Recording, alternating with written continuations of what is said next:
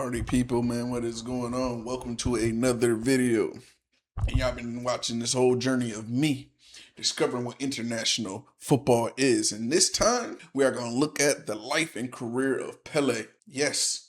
So any other players that you want me to, discover and find out their history and we can learn together, make sure that you tell me in the comments. But before we even get into the story, make sure you like, subscribe, and hit that notification button so you can follow me through this journey of me discovering international football. The World Cup put me on. I've been a fan for the past few weeks, and now I'm actually going to do due diligence in studying to try to catch up with 100 years worth of international football that I've been missing. You see how I haven't been calling it soccer? Everybody was mad at me in the comments because I was calling it soccer, but I'm getting better at it by calling it football. So for the American viewers that are watching, I'm saying international football so we don't get it mixed between that and the NFL. But let's get to the video already. Let's get right to it. We ain't even got to, without further ado, as we should say, let's make that happen. All right, Pelé, man. From the dusty streets of Brazil to the greatest stadiums in the world, Edson Arantes do Nascimento, famously known as Pelé, became... Hold on, so his name not Pelé? I mean, I get it that it's a nickname, but I thought like his last name was going to be like Pelé or something. Hold on, what's his name? Greatest stadiums in the world, Edson Arantes do Nascimento, famously known as Pelé, became a name that transcended football and made him a global icon. It's a long name. This is the incredible biography of King of Soccer. So we could tell off rip this video is 9 times out of 10 AI generated, made by American most likely, because it says King of Soccer. Wow. Yeah, I would have been like, hey, it's the King of Football. F-U-T-B-O-L. Football. And y'all would have been tearing me up out the frame if I would have made this video. If I would have made this video, y'all would have been mad at me. But let's keep going. Pelé was born on October 23rd, 1940 in the small town of Três Corações, Brazil. Pelé grew up in a humble family. His father, Dondinho, was a footballer whose career was cut short by injury. The family struggled financially. That's what I wanted to know too. I got a question. Are there a lot of ACL tears and a lot of Achilles tears in this sport? Is there I know I will understand there's going to be a lot of hamstring, groins, and those type of injuries, but are there a lot of, hey, this person was about to be great, but instead of being great, he tore his Achilles, or he might have broke his ankle in a wild way? I noticed that when I was watching the World Cup and seeing these people, as we would say in NBA terms, flop, and make it look like it was a terrible injury, not that many people got hurt from the games I was watching. For real hurt to the point that they had to be substituted. The only time I really actually only actively seen it when in the final game that just happened, to be honest. It seems like there's a low injury risk that's outside of pulling and straining muscles. But is there a player that people thought that was going to be highly touted and they end up having a terrible injury? Let me know. And Pelé had to help his mother by working various odd jobs as a child. Despite the challenges, Pelé's mother made sure he attended school, though his education was limited by the family's poverty. Football, however, became his true passion, and Pelé often skipped school to practice. His natural talent on the field. Hey, I've been saying this, and I'm always going to say this throughout the videos. There's a correlation here between poverty and greatness. As you saw, he had to work as a child. Pelé had to work as a child to try to put food on the table, and then say, you know what, skip school. I'm about to be good at this sport. And that's also a correlation too. A lot of athletes are very we don't want to say low IQ or dumb, but they skip the education part because they were always good with athletics. And that's why we see the Jaylen Brown situation happen. For anyone that's watching from a different country, there's a player in the NBA, his name is Jaylen Brown. And he's a very, very intelligent player. He's so intelligent to the point that they were thinking about not drafting him because he's not dumb enough for conformity. They feel like dumb people will conform to a system easier because they won't be able to have any type of pattern recognition in order to point out any type of fallacy in that system that does not benefit them whatsoever. So they were thinking about not drafting Jaylen Brown at first because they said he was too smart for the league. And now it's a whole thing that was going on. And he got traded from the team that he was on because he was smart and he was calling out certain things, and he felt like players should have equity in the team since they're a part of increasing their net worth. So it was a lot of things that he's basically being, they would say, a radical. He wanted reform within the league, and they was like, "Oh no, you're problematic here," and this and he's like, "Man, like most of these players, they go broke because they have lack of financial literacy. I want to change that. I want to make something happen." They're like, "No, we want to make these people dependent on it. It don't matter if they." That's why you see these interviews when they're saying, you see these players talking about 100 million ain't enough because half get taken by taxes here in America. Half automatically get taken by taxes, and then you got your agent, then you got you got managers, you got all of that then you have to pay them, and then you got the family tax. You got to pay, take care of your family because 9 times out of 10 they coming from poverty too, and you got to take them out of poverty. And before you know it, you're left with some odd $1 million, and then you add on the fact that you have lack of financial literacy. That check is gone, and then people say, "Well, why don't you just learn financial literacy, even though that, you didn't have it before?" It's about discovering the information in the first place. So you got to think about how many people think they will be able to live the rest of their life with, let's say, $10 million. Let's say $10 million. How many people think they can live their life with $10 million? And they're like, "Oh, I'll be all right." But you haven't had $10 million to know what would happen. The average person has never had $100,000 all at once. All at once. You could have made it over time. You can have it as a yearly salary. But we're talking about when you look in your account liquid and see 100K. The average person has never had that. You wouldn't know what to do. You think, "Oh, no, I got cushion. I got cushion. I got cushion. I got cushion." Next thing you know, well, where did the money go? That's the type of things that happen. That's what happens. So, yeah, back to Pele. Field became obvious even as he juggled his education and helping his family make ends meet. One evening, after watching Brazil lose the 1950 World Cup final, young Pelé saw his father cry for the first time. It was in that emotional moment that Pelé, only 9 years old, made a promise that would change football history forever. He looked into his father's tearful eyes and said, "Don't cry, Dad. I will win a World Cup for you." That's wild. That's what I want to know is I'm learning the importance of the game, and I learned the availability of the game, because all it takes to love this sport is having a ball. That's it. It's a game. It's a game that you can play mini games out of. Like you can. It's like, okay, we have basketball, right? Basketball, you need a hoop. Yes, you can dribble. That's it. But sometimes you're gonna have to make a hoop. Somewhere you're gonna have to make a hoop. But the best you can do is just dribble. That's it. When it comes to this game, as I'm seeing, is you can have a ball. You can dribble. You can practice your skill.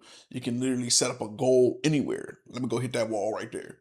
Let me kick the ball into here. I can do this actually by myself. How many goals can I score by myself? But that's also why basketball is being picked up too in the international, because that's becoming a game that all you need is a ball, and kids are not even using hoops. So it's getting to that. But when it comes to football is primarily just an American thing. You need pads, and even if you didn't need pads, the way most of us discover football here in America is watching NFL growing up. But to play it as a kid when you didn't have a football, we used a 2-liter bottle, and play a game called toss up. And you toss the 2-liter bottle up, catch it, boom, that's the football. You can't throw it. But one thing you can do is toss it. Like, so it's almost as if we're playing rugby, and we call it sometimes we call it toss up, we call it crazy tackle, and if you don't want to tackle people, then they call it 2-hand touch. But that's how it was discoverable in our impoverished parts of the United States. You usually can't. So when you have access to these games in impoverished parts of the world, then that's what makes you have the love for it. I didn't understand that until I'm like, okay, all these kids needed was a ball, or they were kicking just a can, or they were just kicking something, and was able to turn this into whatever sport. So now I'm understanding why people have the love for this game. Bet. From that day on, the dream of lifting the World Cup burned in young Pelé's heart, driving him through every challenge he faced. At 16, Pelé debuted for Santos FC and scored in his very first game. By 17, he was already a top scorer, dominating the Brazilian football scene. His speed, dribbling, and incredible finishing abilities earned him widespread recognition. With Santos, Pelé won numerous titles, including the prestigious Copa Libertadores. His prolific goal scoring made him one of the most feared forwards in the world. Pelé's international career So I'm gonna is keep where his going. legend truly soared. You keep At just going. 17, in the 1958 FIFA World Cup in Sweden, he was the youngest player on the field, but carried the weight of his promise to his father. With every goal, every dribble, Pelé inched closer to fulfilling his childhood vow. In the final, as he scored twice to lead Brazil to their first ever World Cup victory, Pelé thought of his father. So he did this as a kid. This is crazy. This is crazy. So he the youngest World Cup winner, or is it Lamine Yamal from who's the youngest winner of the World Cup? Somebody let me know in the comments. Somebody let me know in the comments. Let me know who is the youngest winner of the World Cup. Now, I also understand the difference of who can be the youngest, as in, are they the youngest on the team or the youngest star? Because you can have people that's just young on the team and they actually won, but we're talking about as a star. Let me know in the comments. He lifted the trophy, his promise had been kept. Brazil had found its hero, and Pelé had found his place in football history.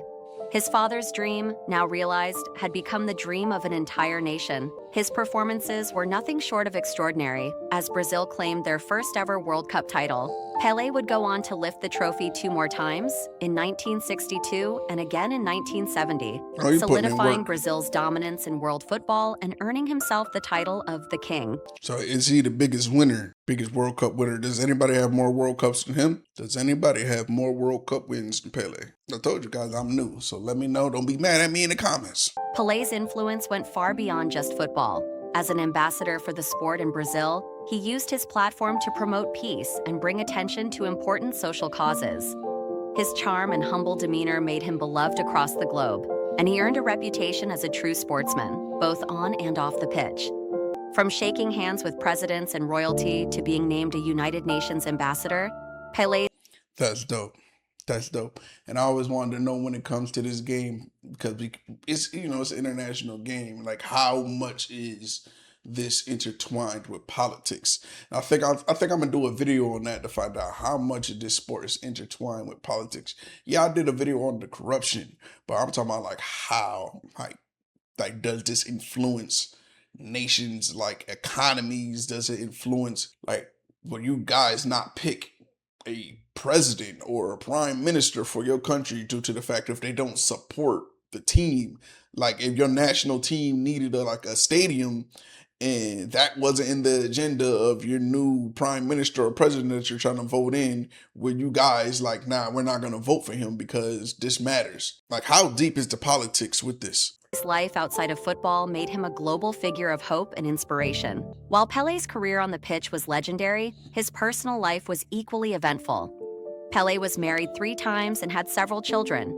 His first marriage was to Rosemary dos Reis Cholby in 1966, with whom he had 3 children, Keely, Jennifer, and Adinho. His son Adinho would later follow in his father's footsteps, becoming a professional goalkeeper. Despite the success of his family, Pelé's first Is that Theory with a Thierry, Henry Terry? What is his name? Is that him? I don't think that's his marriage son. ended in 1982 after 16 years together. Pelé's second marriage came So am I saying it wrong? Is it Pele or Pele or Pele? Am I pronouncing it right? I feel like it's Pele. Let me know. in 1994 when he wed psychologist and gospel singer Asiria Lemos. Together they had twins, Joshua and Celeste. This marriage lasted until 2008. In 2016, Pelé married businesswoman Marcia Aoki, marking his 3rd and final marriage.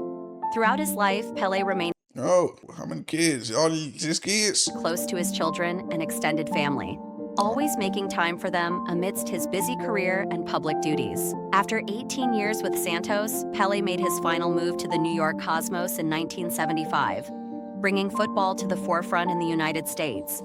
His retirement in 1977 marked the end of an era, but his legacy was far from over. That's dope. So that's that's basically how it kind of really came over to America, instead of now we got mass media to where you can just show us something from overseas.